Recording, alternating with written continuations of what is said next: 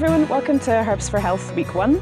Today we're going to be looking at some really lovely summer flowers that you can use for food and for medicine. We've got some Meadowsweet here, which you can actually find if you're coming to the concrete garden. We have some growing here. There's some Yarrow, which you also can probably find here as well, growing around the place. We have some lovely red clover. These are the little flowers of it, and you'll get quite a lot of that down by the canal and other local areas. And then this one here, which we'll be using quite a lot of, is Rosebay willowherb. You might be familiar with that. You see it growing all over the place. Its other name is fireweed because it likes to grow in places which have burnt down, apparently. That's not what we've seen so much around here, but that's one of the ways that it's used. So we're going to look at the flowers that you can use in terms of from the kind of simplest uses first, and then we're going to get a little bit more complicated as we go along. If you want to try some of the simpler ways of using things, one of the easiest ways to use herbs is to make them into a fresh tea. So the first one we're going to look at is Meadowsweet, and if you're going to try and get fancy with it, its Latin name is Filipendula ulmaria, and often when you're looking plants up online, it's a good idea to use the Latin name because you tend to get more kind of concrete examples of things, whereas sometimes when you use the common name, some people might call other things Meadowsweet, so you don't always get the right thing. But if you use the Latin name, you can be pretty reliable about that. So Meadowsweet flowers in July and August. There's a couple of pots of it around the concrete garden here. It's got these really distinctive kind of creamy blossoms, a red thick stem, and then these leaves. But some people say they remind them a little bit of oak leaves, but they're actually lots of little individual leaves on a red stem. If you're unsure if something is Meadowsweet or not, give it a bit of a squeeze and then a sniff, and you should get a kind of, some people say like a medicinal smell. I would say like germaline or TCP, and it really does remind people of like kind of old-fashioned like school nurses and things like that, because it's got that real kind of like old-fashioned germaline-y TCP type thing. You can use all of what they call the flowering tops of the plant. So I've cut this carefully with some secateurs just at the point where a leaf comes out. That's called the growing point, and that's the best way to harvest plants, is you cut it so that it can grow back afterwards. Most wild plants are pretty hardy, but you don't want them to risk having a little bit kind of go a bit fungusy and horrible and to damage the plant. So we're always thinking about sustainably harvesting wild plants. Meadowsweet also, if you're looking for Meadowsweet, it likes to be in places where there's damp ground. So you'll often see it in ditches, at the sides of rivers. So there's quite a lot of it on Glasgow Green, for some reason in the bit where the geese like to hang out. I don't really know why that is. And it's also, interestingly, it's probably at Glasgow Green because it used to be used for brewing. So it's a brewing herb, and obviously the Tennant's Brewery is just across the road there. So you'll find it in damp ground. Be careful, sometimes it gets like a kind of little mildewy thing on it. These are nice clean leaves that are nice and fresh and easy to use. And what we do when we're, so you can dry it, so you can just like leave it sitting somewhere, maybe get like a tea towel and then put some kitchen roll on top of it and leave it sitting, and that way you catch all the pollen. Some plants you would dry kind of like upside down like this, but these ones, because the pollen can fall off, that's probably not such a good idea, so you want to dry it flat. But you can, like I say, use it fresh. The flowers are probably the strongest tasting bit, but actually the leaves are quite strong as well. So what I'm going to do, whenever I'm kind of using a fresh herb, what I tend to do is I'll just hold it firmly. I'm right-handed, so my right hand's my main hand that I use, and just go like this to take the leaves off. And then often with the flowers, you just want to pinch them off like this and like this. And what I'm going to do is make a tea with these. So I'm just going to put them into a cup like this. Check if this is open. It is. Add some hot water. And what you want to do with fresh herbs or dried herbs when you're making a tea with them is to cover whatever container you're making it in. So if you're making it in a cup rather than a pot, so there you can see that's starting to go a slightly yellowy colour already. What I'm going to do is put something over the top to cover it. So I've just got a piece of paper here, that's absolutely fine.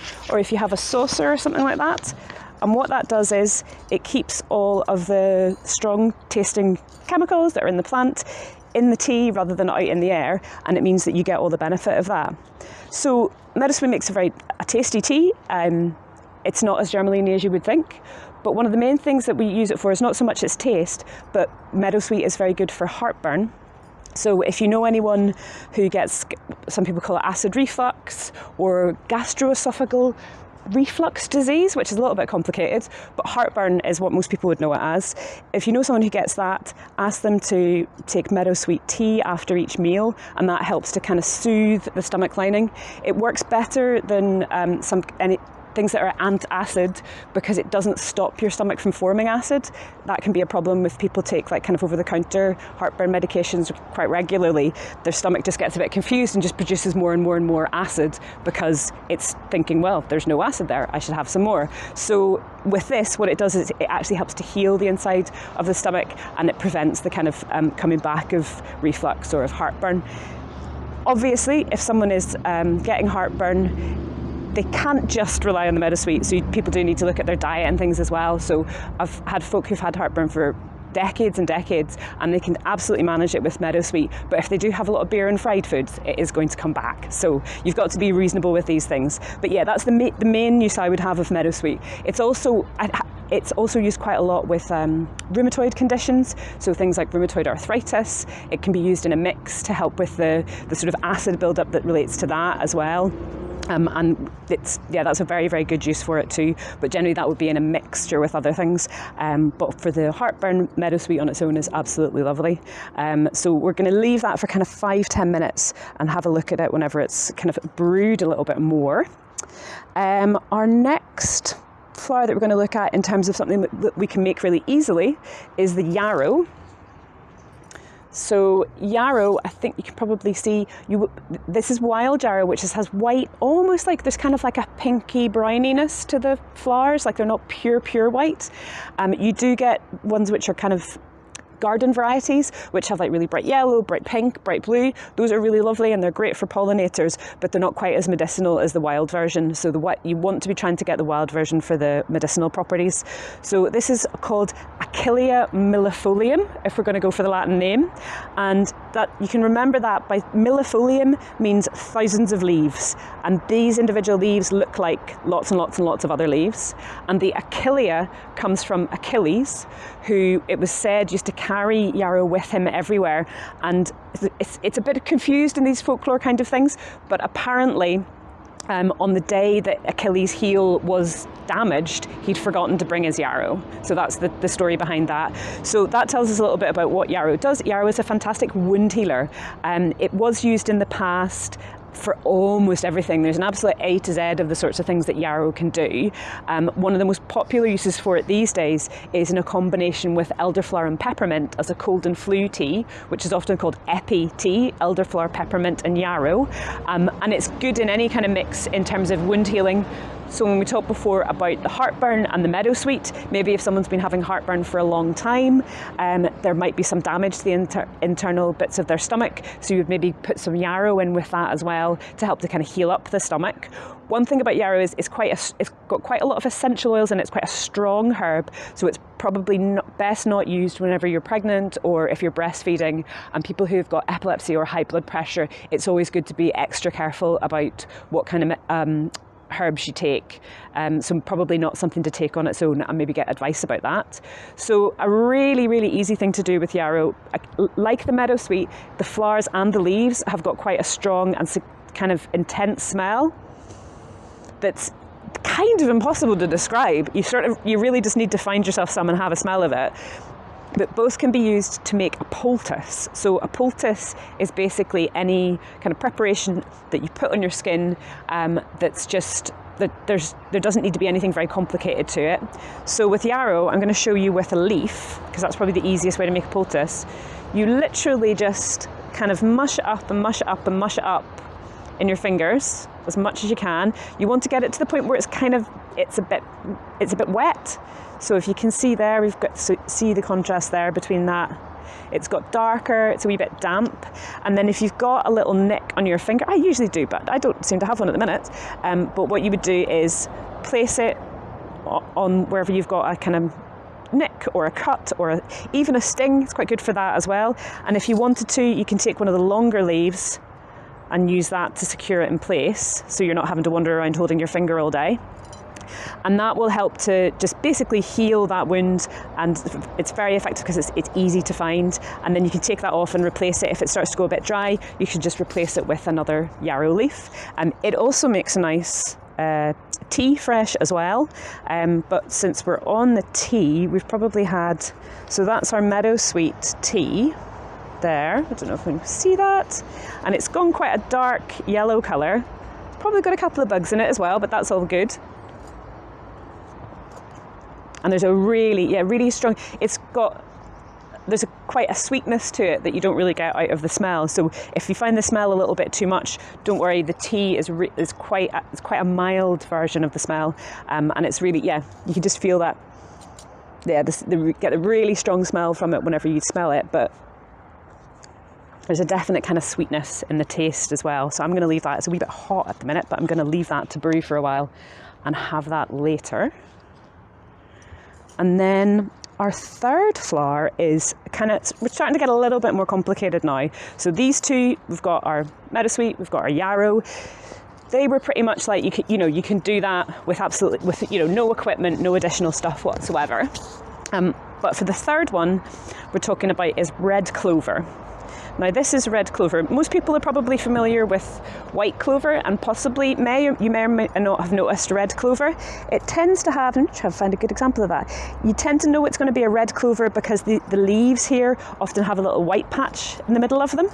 And it grows a little bit taller. So there's quite a nice example there. So it grows a little bit taller than white clover. So what I find is that with people doing less mowing and things like that this season, there's actually a lot more red clover around than there usually is, because it tends, so regular clover, you'd be maybe at about that height you would get the flowers, but red clover, it tends to need to be about this height. So at the moment there's absolutely stacks of red clover, and it's going to be in season till about September, so there's plenty of opportunities to go out there and pick some. And like the other flowers, it makes a really lovely tea. I picked these first thing this morning. I think I counted, and that's about 70 heads of red clover. And the place where I was picking it, I don't think you would notice that I'd taken them. There's so many, hundreds and thousands of them. So it's best to pick them early in the morning if you can. If you can't pick them, it's absolutely fine, but you'll get more of the flavour because there's a lot of pollen in these little florets here, and they're juicier, I suppose, and there's more flavour to them first thing in the morning before the pollinators have got to them. They're also best, today we are lucky that it was a dry morning this morning and it was dry yesterday evening, so there wasn't too much dew around, because they are also way better picked whenever they're dry, because the plant's giving off more essential oils, and it is also better for preserving. So you can, if it's a damp day and you fancy a herbal tea right now, that's absolutely fine. Go pick yourself some red clover and have it in some tea right now. But if you're wanting to dry the tea or preserve it in any way, you want it to be as dry as possible to begin with to stop it from rotting. So you don't want there to be any opportunity for it to be really damp. So what we're going to do with it to preserve it today is to put it into some cider vinegar.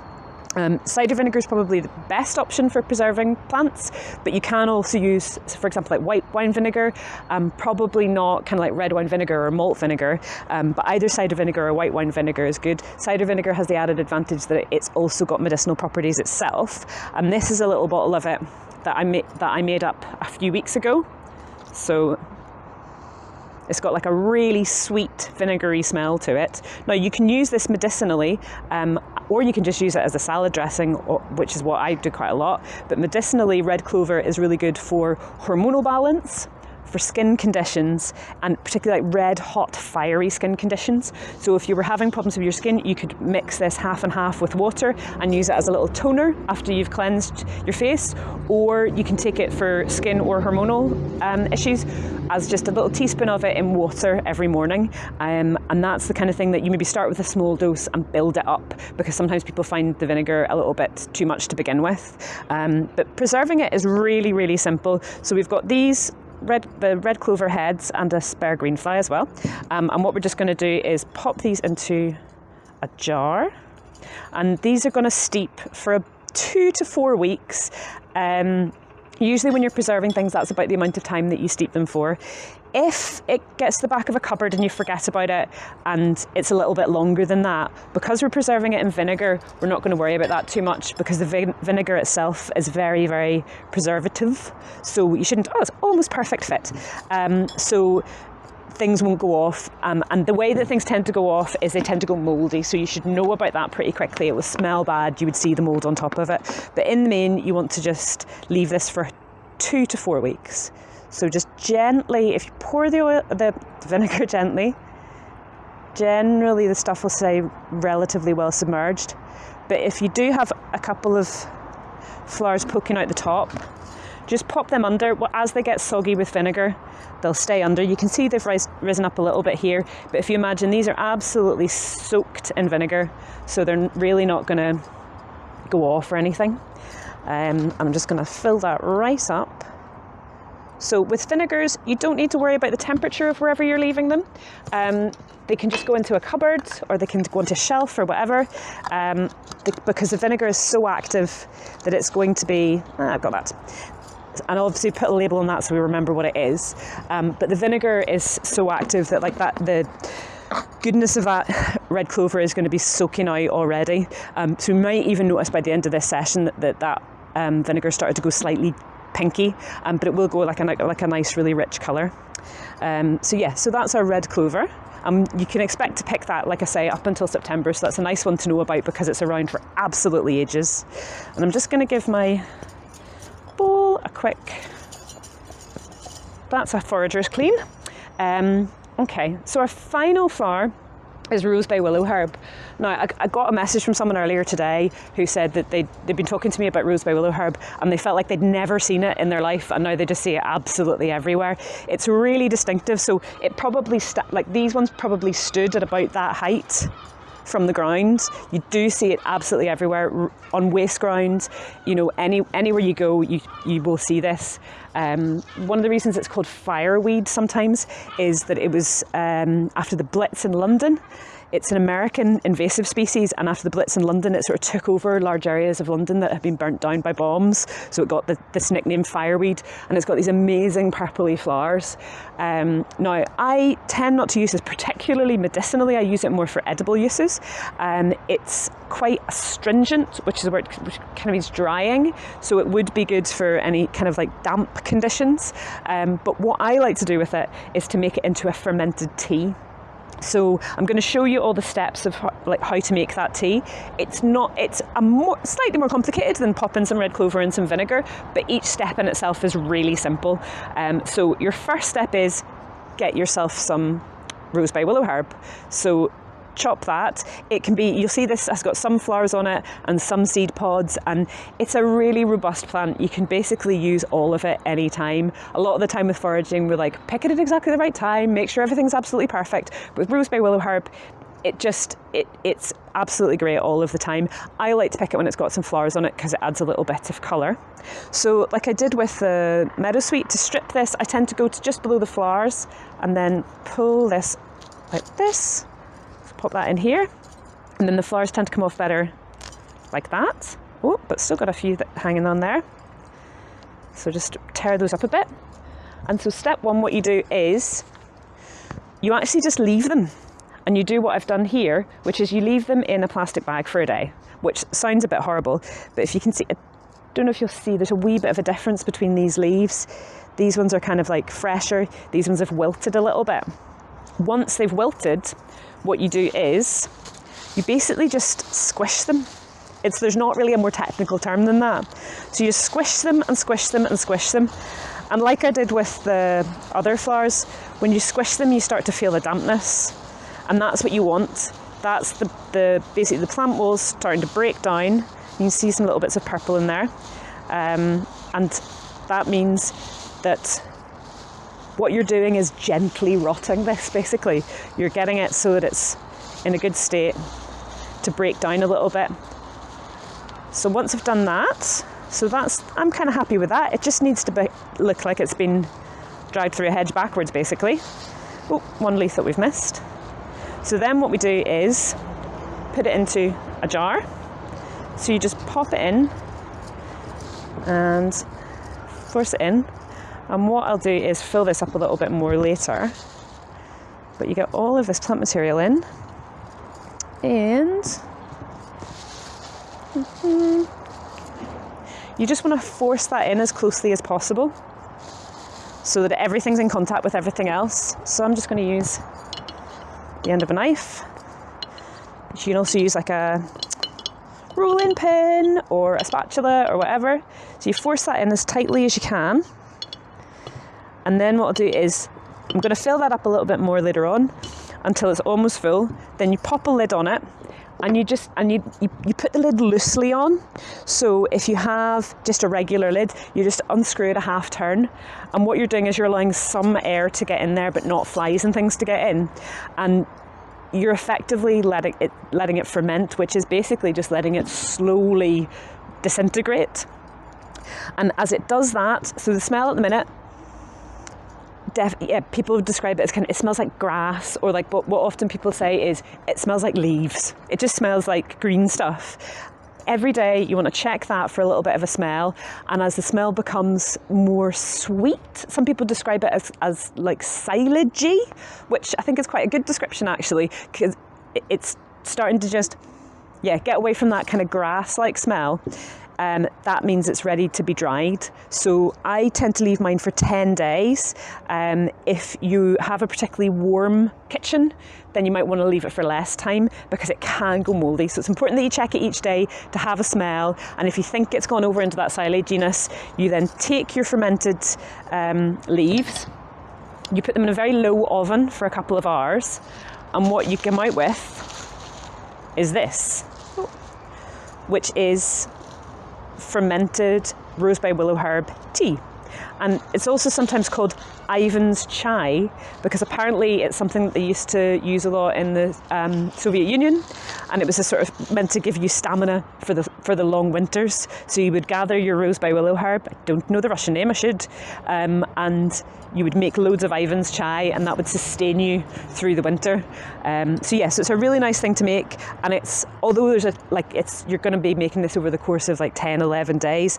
Each stage is really, really simple, so it's a nice thing to do to save yourself up for the winter. And I genuinely think it does taste like green tea, and it's been compared with like the Japanese tea sencha, which is very expensive, and this stuff is free as long as you have a jar in an oven. So I think it's a good one to have a go with. So that's all of our flowers for week 1. Next week we're going to be looking at leaves and seeds and a little bit more on foraging. Obviously, if you are going to be picking things like the rosebay willowherb and the red clover, always be sure of what you're picking. If you're not sure, just leave it, take a photo, go away, ask somebody who knows, look it up on a reputable source, and do be careful if you're taking any kind of like big medications. If you're pregnant, if you've got any long-term conditions, double check with somebody, because I think if you take something every day and you've got other things going on, that can be a bit of an issue. But otherwise, get out, look for your pink red clover, look for your rosebay willowherb, and see what you can make out of them. Okay, bye.